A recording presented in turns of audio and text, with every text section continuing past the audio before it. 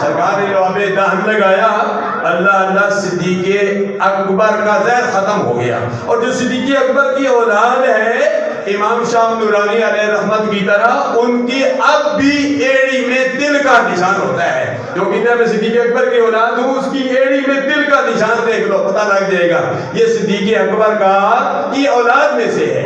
آج تو لوگوں نے اپنے سارے کچھ نسبی بدل دیے ہیں.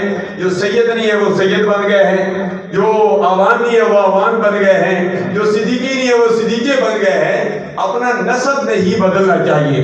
سرکار نے فرمایا ان اکرمکم عند اللہ اتقاکم، تم میں بہتر تو وہ ہے جو صاحب تقوی ہے. تو حاضرین و ناظرین، صدیق اکبر رضی اللہ تعالیٰ عنہ نے اپنا تن من دھن سب کچھ قربان کر دیا، لیکن دین مصطفیٰ پر آنچ نہیں آنے دی. اللہ صدیق اکبر رضی اللہ تعالیٰ عنہ نے جب سب کچھ قربان کر دیا، اللہ کے پیارے حبیب صلی اللہ علیہ وسلم نے فرمایا اے صدیق اکبر، تو نے سب کچھ مجھ پر قربان کر دیا ہے. فرمایا جب گنبد خضرا میں جاؤں گا، گنبد خضرا میں سب سے پہلے میں دفن ہوں گا.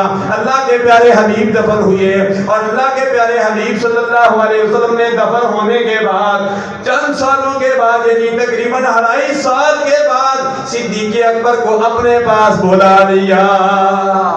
شان صدیق و فاروق دا میں کی دساں کیتا جنہاں دا اللہ نے اچا نشان. سبز گنبد دے اندر جو بتی سی تھا، وہ کملی والے دے یاراں دے کم آ گئی. اللہ